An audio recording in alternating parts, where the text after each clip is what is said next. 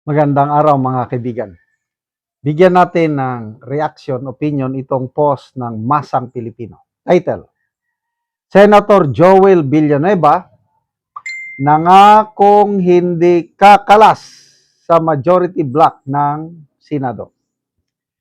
Iginiit ni Senador Joel Villanueva na paninindigan niya ang naging boto at desisyon niya kaugnay ng naging pagbabago sa liderato ng Senado noong nakaraang linggo. Sa gitna ng mga usap-usapan tungkol sa umano'y paglipat ng ilang senador ng posisyon, nilinaw ni Villanueva na bahagi pa rin siya ng majority block at nananatili ang kanyang suporta sa kasalukuyang hanay. Aniya, ang kanyang mga desisyon ay nakabatay sa kung ano ang pinakamabuti para sa institusyon ng Senado at hindi para sa pansariling interes or politika. Sarap pakinggan, ano? Ito yung kanyang exact word. Nasa majority ako. I will always give my vote for the best of the institution. Wow! So, basa tayo sa mga comments. Ito, tinatakot siya. Di bale, soon, dadamputin ka na. So, no use to talk so much. Arrest warrant is coming. Oh. So, ang dami. Ito, mga ang daming mga trolls na nag-ano. But normal yan. Itong administrasyong ito, grabing paggamit ng mga trolls. Oh. Ito yung sabi ni Senator Amy is two-pronged approach ang ginagawa ng administrasyon para ma-break nila ang majority 13. Una, incentive package. Pangako ng kung ano-anong benepisyo. Pangalawa naman is tinatakot sa pamamagitan ng kaso. Unang tinakot si Senator Escudero, sinampahan na ng precautionary hold departure order dahil sasampan na daw siya ng kaso sa Sandigan Bayan. Kamakailan lang itong si Senator Jinggoy. Doon na sa ombudsman ang complaint laban kay Senator Jinggoy, plunder, malversation, graft, kung ano-ano pa. Ito rin matagal na ito, si Senator Joel. Tinatarget nila. Malala nyo nung una, gusto ng ombudsman na ipatupad yung naunang desisyon ng ombudsman Gutierrez ba yan? Merceditas Gutierrez. Hindi. Ombudsman Conchita Carpio Morales dahil may perpetual disqualification from office. Basta ka doon. Tatanggalin siya sa pagiging senador. Gustong ipatupad ni Boying Rimulya nung una. Only to find out na ni-reverse pala ni Ombudsman Martires yung ombudsman decision eh. Kaya napahiya si Ombudsman Rimulya. So, matagal nang pinag-iinitan nila yung tatlo. So, ito yung mga pressure. Pang-apat na pinag-iinitan si Senator Loren Ligarda, yung apat na yan. Hindi na nila masyadong tinatarget yung magkapatid na Bilyar dahil alam nila na pro Duterte talaga yan. So, itong apat ang tinatarget.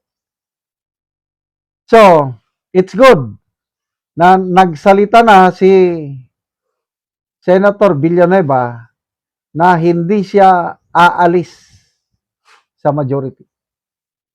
So, ano ngayon? Kabilang kampo, Soto, yung mga umaasa ba?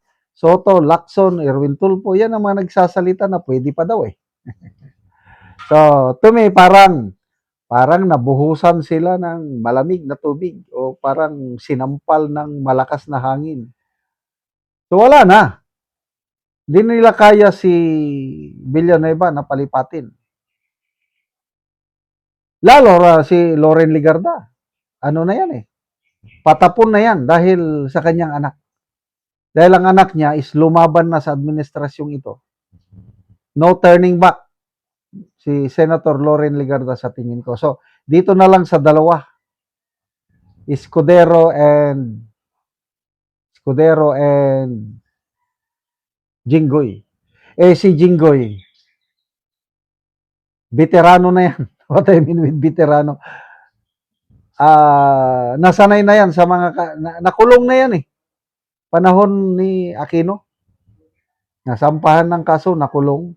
Buti na lang, pag upo ni Tatay Digong, tinulungan ni Tatay Digong si Jinggoy, lumabas. Kaya, malaking utang na loob ni Senator Jinggoy sa mga Duterte. Kaya, sa tingin ko is, hindi rin aatras si Jinggoy.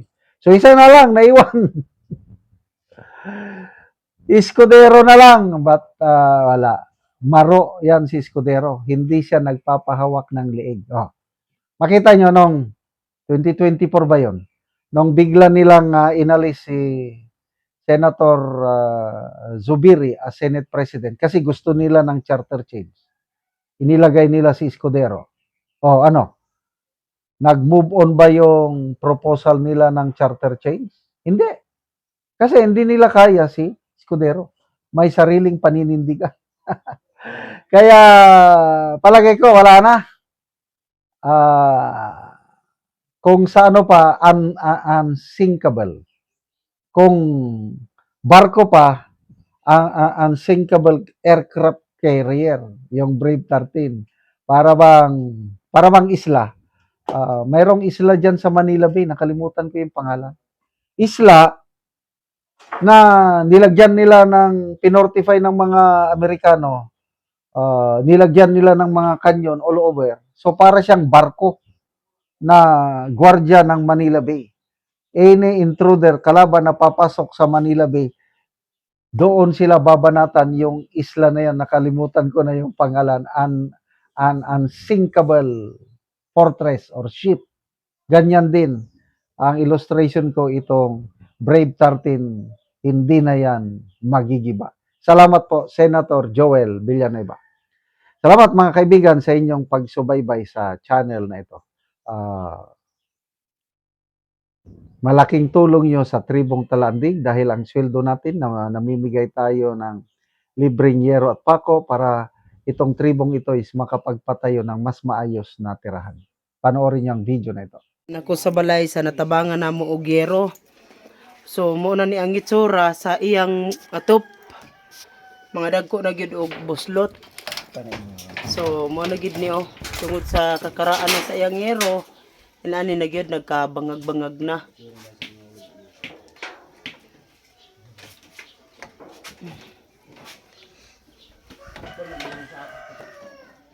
Og karon mo na ni ang yero nga among gihatag. So katop na gyud siya karon.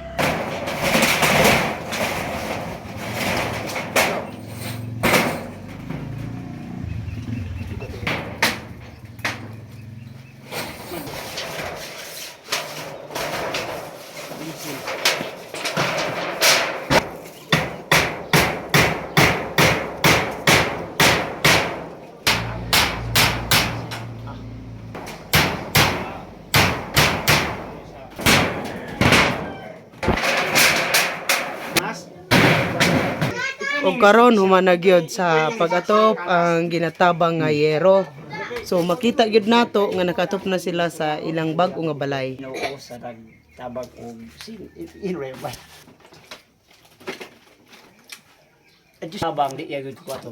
Salamat kayo sa nagtabang kay nakatop na gyud ko. Salamat. Ang tabang di gyud ato kay ang kwarta tama na gyud sa kaon. Tama ra sa pagkaon unsa ra day imong trabaho? Mag-uma. Mag-umara. Oo, so karon nga ting init ang inyong mga mais. wala na gyud. Oo. Naayos na. Oo. Sa mga lang pagid utong tabang ug naaba. Oo, so kuan ra gyud. Nagpasalamat ka nga tabangan ka Gero nga nakaatop na ka. So dili na gyud ka maulanan. Dili na kayo man man. So pila na to ka tuig ang imong atop nga imong gitanggal nga mga buslot na? 15 na to katuig. 15 na ka tuig. So taod-taod na gyud. Dugan So salamat na kaayo.